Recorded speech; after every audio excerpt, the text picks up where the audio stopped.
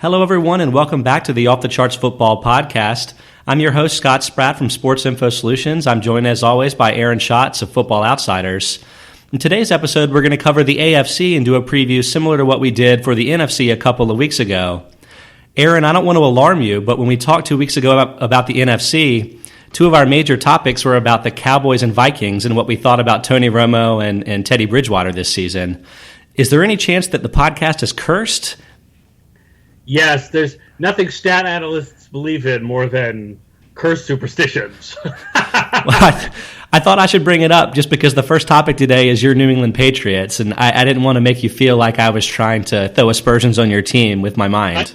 I think my tweets might be cursed instead because I tweeted last week something about, wow, it sure seems like there have been fewer major injuries this year than in preseasons past. And then the Romo announcement happened that afternoon, and then it just dive bombed from there with the Teddy Bridgewater thing. And yeah, so the injuries have arrived. They have indeed. And I'm sure we'll circle back to those teams as the season progresses. But today, again, we want to focus on the AFC. Later in the show, as we teased last time, we're going to talk about the Ravens and talk about some sleepers in the AFC. But as mentioned, let's start with the New England Patriots. The big story of the offseason, I guess, again, was the whole Deflategate situation and the fact that Tom Brady is going to be suspended for the first 4 games of the season. However, the Patriots are still projected for 9.8 wins, which is third most in the AFC, and they're projected for the best DVOA in the AFC. So let's start with Brady's absence specifically. How much is his suspension going to affect the team? It's surprisingly not as much as you think. I've been talking a lot on various radio shows and podcasts that I've been on about how small the impact of any one injury tends to be in the NFL if you're trying to predict things before the season. Part of that is just because there's so much randomness built into predictions that you don't know whether the effect of an injury could just be negated by a little bit of luck, right? A little bit of bouncing balls going one way or the other. Some of it is because it's very rare to have a team that's good enough that they would be better than 12-4 with average luck, and it's very rare to have a team that's bad enough that they would be worse than 4-12 with average luck. And so you've only got like an 8-game window in there to account for 45 different players and their values to a team. Now, the quarterback, of course, is worth a lot more than any other player, but it's only 4 games, not 16 with Brady. So I think that the Brady suspension probably costs the Patriots about half a win in our projections, half a win in an average season. I think that makes sense, but let's overanalyze it a little bit too, just because we can. The first 4 games of the season, the Patriots go to the Cardinals, then they host the Dolphins, host the Texans, and host the Bills. So I'm guessing that it definitely helps the team that they get 3 home games in that stretch, and one of them, at least, against the Dolphins is probably against one of the worst teams in the league. What are your thoughts about those other matchups? Well, the Cardinals one scares me enough that I didn't draft Garoppolo in a league where I have Brady to play the first 4 games. I used Brock Osweiler instead. It's a 2 QB league, which is why it's so deep. But they were going to be forecast, they were going to not be favorites against the Cardinals in the first place. They would have been underdogs with Brady in Arizona against the Cardinals. So that's not that much of a change. It's interesting, they sort of luck out a little bit with the schedule. They may not play J.J. Watt in week 3, and they're definitely not playing the Bills with Marcel Darius in week 4. Yeah, that does a hell of a lot. Now, for Garoppolo himself, he only has 31 career pass attempts in the NFL. Obviously, being behind Brady, he hasn't really had an opportunity. So I was curious how the system is treating him as a player. Is it like he's a rookie? I feel like the fact that he's been in the league for 2 years probably offers him something of an advantage, but what exactly do we have to work on with him? Yeah, when guys have never played, I project them the same way I project rookies, only that there's also a little variable for if they're in their second season or further, if they've been in camp already before, if they're not rookies. Yeah. A little binary variable, and there's a lot of guesswork involved in putting together fantasy projections for a guy with no background. The Cubase quarterback projection system does get involved, and now that we've expanded that to include FCS quarterbacks, Garoppolo's Q-base is reasonable. It's about what you would expect for a guy taken where he was in the draft. Okay. But when it comes to, the projections for both the team and for him, how well the team played with the other quarterback matters, because the quality of the team is not just Brady. There's other things going on. I mean, there's obviously really good argument in favor and against that concept. The argument in favor is Matt Castle. The argument against is Peyton Manning, right? When Peyton Manning got injured for the Colts, they completely collapsed. When Brady was injured, the Patriots went 11-5. But there have been more situations like the first than like the second over the last 10 years of the NFL, where the backup quarterback was, either almost as good as the starter, or what you would expect if you look at replacement level, right? Replacement level is roughly 13% DVOA. Obviously, Brady is one of the best quarterbacks ever, so it's probably more like 18 or 19% DVOA. But if you take that out of the Patriots' offense, you don't end up with a horrible offense. You end up with a slightly below average offense.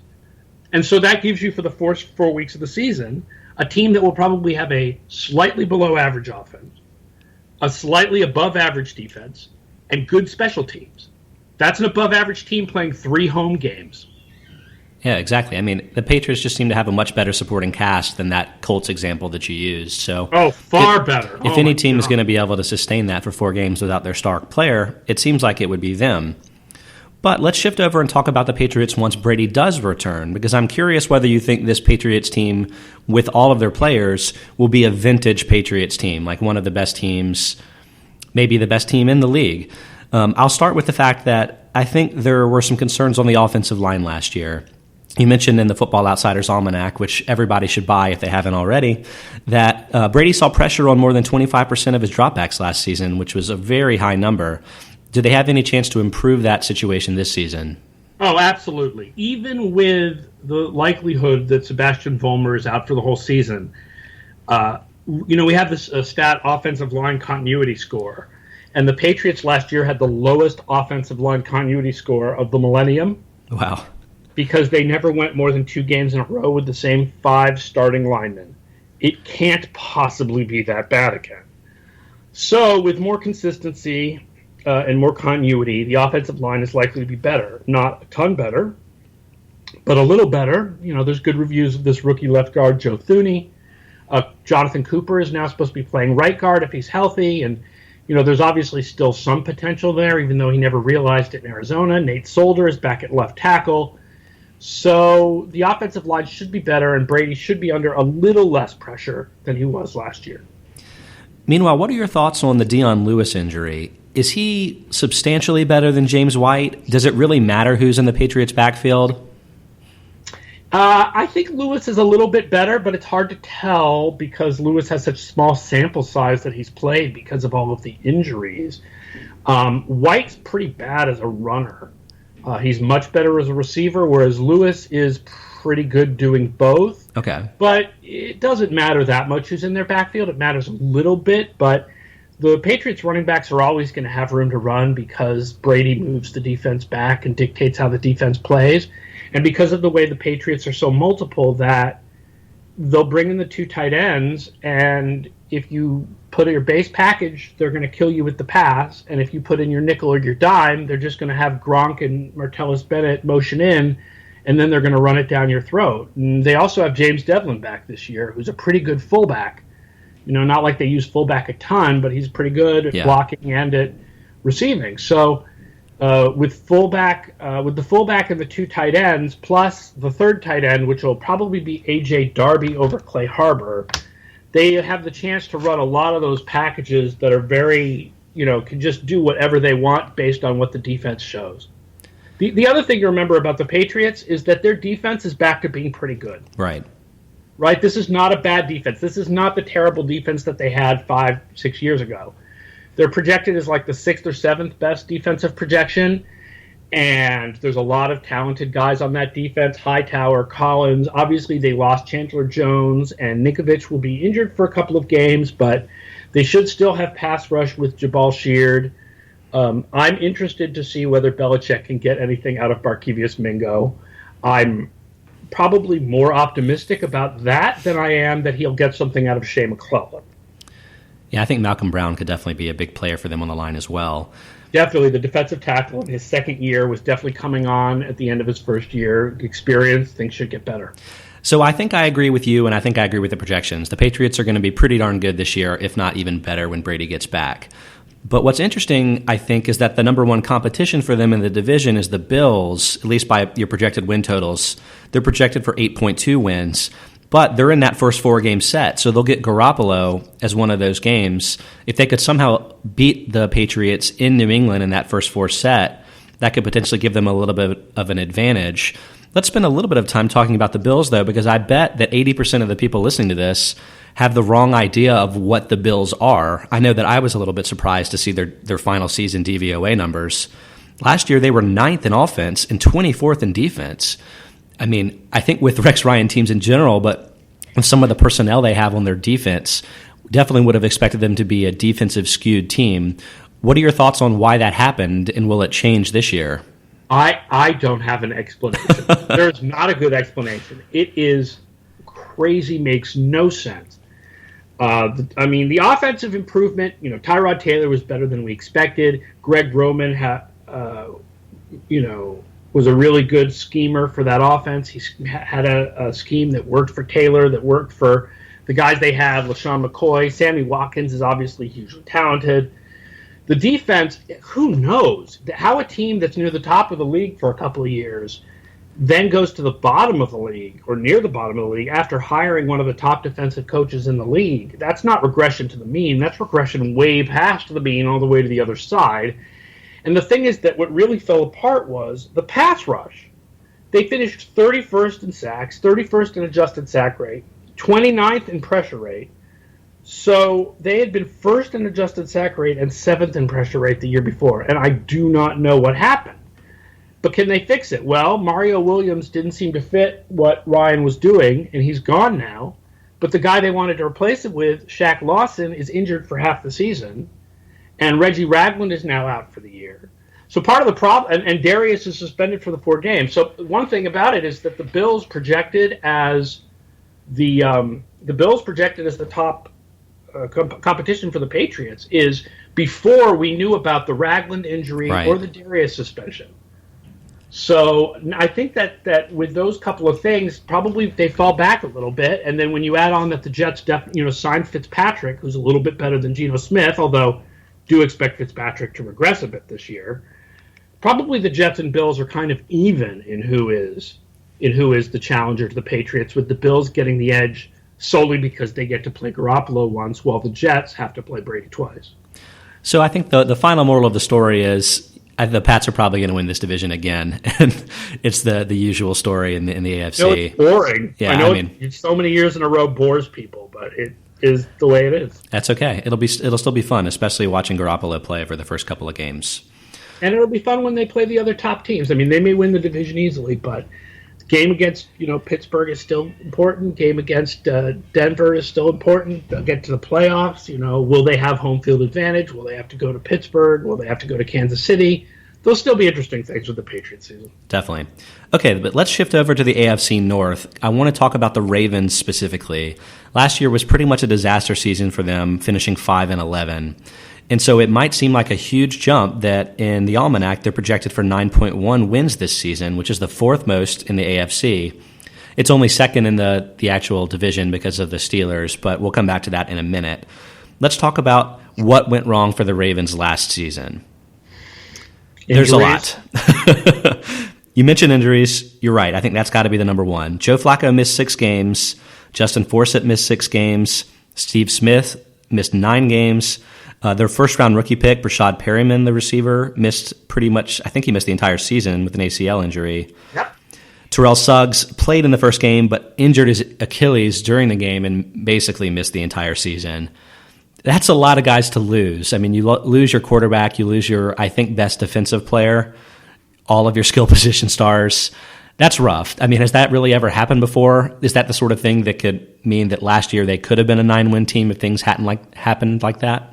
It's not a record for number of injuries, certainly, but when you look at the quality of players, it's pretty strong. I talked about this in the podcast where we previewed the NFC, but there are only 9 teams since 1990 that brought back their number one quarterback and number one wide receiver, only to see both of those players miss at least 6 games with injuries. Right, the Cowboys being the NFC Baltimore team that did that, right? Is one of those teams with Flacco and Smith. Now, Smith will not return at the same level he was before, given his age. It's much less likely that he'll be as good as it is that Des Bryant will be as good in Dallas. But then Flacco hasn't broken his back yet. So the Cowboys. And there's also just so many people got injured last year.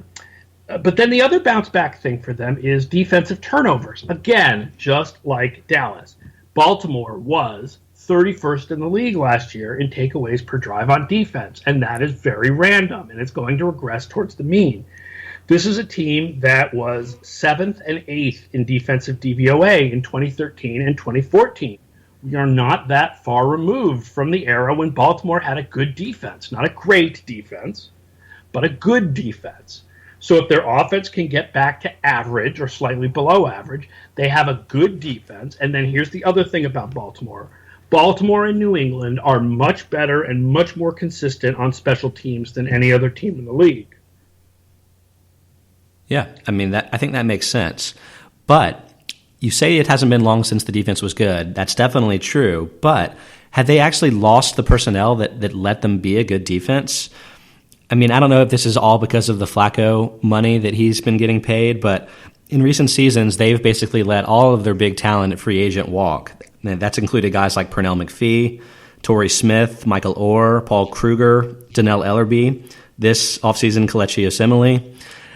Not necessarily that they should have kept any of those guys. It seems like a lot of them worked out in their favor, but have they been replacing those guys in the draft? Maybe not as effectively in recent seasons. Right, that's the thing is that Ozzie Newsome has always let guys walk, and they've always gotten benefit from it. They've done good things with those draft picks that they've had some high-profile busts at the top of the draft, but they get so many of those compensatory picks that they have quality players. Coming in, there's more of a chance that they're going to get quality players in the lower rounds. So, right. C.J. Mosley is still there. Jimmy Smith is still there. Suggs is back, although, hopefully he comes back all the way from the Achilles. Doomerville is still there. There's good defensive linemen there, like Brandon Williams. There's Eric Weddle there. So I think that, this is another team that may drop a little bit in the projections from where they were in the book because of some things that have happened since the book, like losing Benjamin Watson, right? Adding his value on offense gave the offense a little boost. That's right. Gone now. Yeah. But I still think this is going to be a serious wild card contender. Maybe not as good as the projections seem to have them because, Achilles tear is harder to come back at an older age than other injuries for Suggs. And Smith certainly looks like he's not going to be back to the player he once was. But they are absolutely in the wild card mix in the AFC, along with the rest of the AFC North and the rest of the AFC West. Those are the 2 divisions that will be the wild card race. I completely agree with that. And it's probably worth pointing out, too, that the Ravens were only 4-9 in games decided by 8 points or fewer last season. Like the defensive turnovers, and probably related to the defensive turnovers, those are the type of things that tend to even out in future seasons. Right, but again, I'll point out, the Ravens have been top 3 in special teams DVOA for 4 straight years. That is remarkably rare, but if they are a top 5 special teams again, it's a huge field position advantage that makes the offense and defense look better than they really are because they have the best kicker in the league when it comes to, I don't know if that's true anymore given the change in the value of a touchback, but for now we'll say the best kicker in the league. And they have a really, really good punter, possibly the best punter in the league. By the way, speaking of punters, I'm glad we did the NFC 2 weeks ago so we don't have to talk about the Panthers trading a 4th-round pick for a punter. We can just skip that, right? My lips are sealed. Good. I appreciate that. And you mentioned how good the North is. In the projections, the Steelers are projected to lead the AFC with 10.1 wins, the Bengals 8.5. It is loaded at the top of that division. Maybe not with the Browns, but they're going to get at least one wild card, I'm pretty sure. Yeah, although, if you look at it, as much as we keep talking about the Browns mailing this season in to work for the future, there is so much interesting talent on the Browns offense. If Griffin can I would love it if Griffin was good.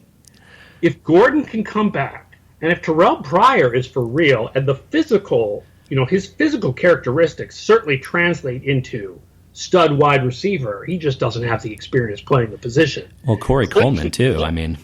Sorry, what? Corey Coleman, too. Corey Coleman was our number one projected wide receiver in playmaker score, and we love Duke Johnson. And they still have Joe Thomas at left tackle. The line's not as good as it was because they've lost Mack and they've lost Schwartz, but they still have the best left tackle in the league. So, the Browns are going to not be good, but their offense is certainly going to be interesting for fantasy purposes. I agree. Okay, let's shift over to the final topic, which is something we also did on the NFC podcast. But I want to hear from you, Aaron, whether you have any dark horse teams that you think could potentially surprise in the AFC. Mainly looking at guys or with teams with fewer than 8 projected wins. So that knocks out probably a couple of other teams that might be considered along this realm. The Bills had more than 8, but you can include the Bills if you want here. Do you have anyone that stands out to you? Right. I'm actually going to include a couple of teams that are slightly over 8 projected wins because when I said that the wild card is going to be the AFC West and the AFC North, I meant the entire AFC West. Okay. It's weird that we have projected the wild cards as the Bengals and the Ravens because the AFC West is the division that gets the easy schedule. They get the AFC South and the NFC East this year on their schedule. And that's why every team in the AFC West has like 7.5 average wins or more. The Chargers are better than people realize. Phillip Rivers is still a really good quarterback. Keenan Allen has been injured, should be healthy. They've had a lot of injuries on the offensive line, likely to have fewer of them this year. Good young defensive talent like Jason Verrett, like Joey Bosa, now that he's actually in camp with them. And they get the easy schedule. Denver, for all that I've been talking all preseason about the fact that Denver's defense is not going to be as good as it was last year, it still should be pretty good, and they get the easy schedule. And the other team is Oakland. I know they're a really hot pick. Our numbers see more of a consolidation year for them. When a team dramatically improves the way Oakland did, from being so bad for a couple of years to being average, sometimes they take another leap the next year. Sometimes they fall back to being really bad again, and sometimes they stay around average. So it's difficult to know what to expect from the Raiders. It could be a lot of different things. But subjectively, I think taking another step forward is more likely than falling backwards, partly because I like all the talent that they have on defense, the young talent and the talent they added, and partly because they have the easy schedule like every other team in their division. The Raiders, for what this is worth, I think they probably won the offseason because they brought in Osemele to help their offensive line, which was already improved from the previous year. They added Bruce Irvin, they added Sean Smith, they added Reggie Nelson. Those are major improvements on both sides of the ball. And True, although Reggie Nelson is a wash because they lost Charles Woodson. You're right. But just given some of the talent that they've been developing, like Derek Carr, like Khalil Mack on defense, they have a lot of players that I think are very interesting. So it makes sense why they're one of the buzzy teams in the preseason. Although I will add this. First of all, Khalil Mack, right? A lot of people, when I talk about the Raiders, are like, but Khalil Mack is so good. I don't know how much better he can get. He's already so good. He's already one of the top 5 defensive players in the league if you consider what he did last year. How much better than that can he get? Can he be J.J. Watt? It's not very likely. And Derek Carr is frankly overrated. There was a whole article about it on Football Outsiders a couple weeks ago that Scott Kazmar wrote, if people want to go looking at that. He gets a lot of benefit from sort of the context of where he's passing. And if you look at the actual performance, it's not as good as the raw numbers seem to indicate. He's been sort of surprisingly good in the red zone, which doesn't tend to correlate from year to year. Unfortunately, I don't have the whole article in front of me that goes through all of the issues with Carr. But the other thing about Carr is, he had a better DVOA last year than Teddy Bridgewater. But we do not in DVOA filter out the effect of your teammates. And Bridgewater had the worst pass protection in the league for Minnesota, warning Sean Hill. And Carr had maybe the best pass protection in the league with Oakland. That's going to be even better with Osemele this year. So Carr is not quite as good as he looks. It's that the offense around him surrounds him with so much talent. He's a little Andy Dalton-like in that way. Yeah, I think that's totally fair. But again, the Bengals have been making the playoffs every year with Dalton. If that talent continues to be good around Carr, then yeah, the Raiders could definitely do it. Right. I just think it's better to say it not as Carr is going to be a star. Okay. Yeah, that's fair. Completely fair. That team has a really nice base of talent to build. The problem is that it's not as young as you think. Crabtree is like 30. Donald Penn, the left tackle, is like 32 or something. That team is not as young as you think. Obviously, Amari Cooper is a great young talent, and Khalil Mack on the other side, but they were not one of the youngest teams in the league last year. Correct. Speaking briefly about Denver, obviously they weren't that good offensively with Manning last year anyway, 25th in offensive DVOA. But do you have any thoughts on Trevor Siemian? Yeah, if he succeeds in the NFL, I mean, I can't go back. I don't have numbers going all the way back 30 or 40 years, but I'm guessing that he will be the worst college quarterback to ever succeed in the NFL as a starter. I cannot think. I mean, if you think of college stats and then you consider them based on, what the offensive environment of the time was, because now is very different from what college football was like, 70 years ago. The idea that a guy who averaged 5.6 yards an attempt with 7 touchdowns and 11 interceptions in his senior season is going to be a starting quarterback in the NFL for more than just a couple of games sounds ridiculous. I know what people in Denver are saying, and I know they have hopes for him, and I know they say he can make all the throws, and he played okay in the preseason, but, I mean, until we see it during the regular season, it is just really difficult to see that a guy that bad in college is going to be a successful NFL starter. Let's just say that as a Panthers fan, I'm looking forward to next Thursday night. Perhaps could get a little bit of revenge for what that's worth in the regular season. I know that the game is in Denver, so everybody take your oxygen. But, yeah, I got to think that Kawan Short and Coney Ely, they are just chomping at the bit to get at this kid. Okay. One more other point, I guess, about potential dark horses. As usual, the entire AFC South is projected for fewer than 8 wins. So I don't know if you think that that's maybe underrating what luck could be if last year was just a throwaway completely because of injuries. But given those projections, I feel like you could take, the sleeper buzzy Jaguars or take the Titans maybe as a potential breakout team if things go more their way this season, just given the lack of quality in the division. Any thoughts there in the South? Yeah, our numbers like the Titans better than the Jaguars because of Mariota's Q-base. But they don't account for the fact that the Titans made one of the worst head coaching hires of the last decade. That Mike Mularkey has failed in 2 different teams, although he didn't really get much of a chance with the Jaguars, but he was pretty bad with the Bills. The stuff he talks about doing with that offense doesn't really make a lot of sense with Mariota's talent. It doesn't fit the quarterback. The offense should be built around that quarterback and his talents, and he's not like – he can run, but he's not a quote-unquote running quarterback. And – our numbers love Mariota, but I also, if I was the Rooney Rule people, I would have raised holy hell with the Titans to bring back Mike Mularkey for a 3rd job when there's a number of really good African-American coordinators out there who don't have jobs.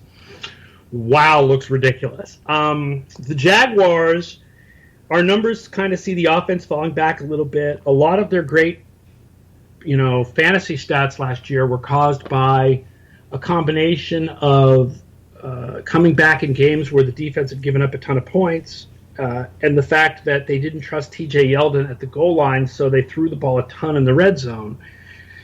But it sees Bortles as not really being a star. But the defense obviously could do a lot of great things. I think it's more likely that the defense does really great things in 2017 or 2018 than that those guys all click in their first year. given the fact that rookie cornerbacks tend to struggle no matter how talented they are. Peterson struggled in his first year. Revis was only average in his first year. So I think that that Jalen Ramsey is not necessarily going to be some, Mr. Shutdown as a rookie. So I really like the Jaguars for the future more than I like the Jaguars for this year specifically. But if someone wants to pick the Jaguars to win that division, I am not arguing. Okay, Aaron, I think that wraps up all of our previews. And now we're basically just 1 week away from the start of the NFL season. I'm really excited, so I think this is going to be a great season. Let's spend a quick minute to do a bit of a scheduling note. I'm not sure we're going to do another preview before the start of the season. We will start our weekly episodes after the first week. Looking forward to the weeks. But I will point out that Aaron is going to do a special edition of the Off the Charts Football podcast that I'm guessing is going to come out either tomorrow or Monday. Aaron, do you have any thoughts, and can you tell us a little bit about what that's going to cover? Right. So Howard Mudd is a longtime offensive line coach in the league, and he's written a book about his time coaching for a number of different teams. Ben Muth talked to him about it and was going to do a review, and then they decided, let's do a podcast instead, just talk about offensive line play. So we're going to do a podcast special with me, Ben Muth, and Howard Mudd talking about offensive line play and his new book about offensive line play, and that'll probably come out, on Friday.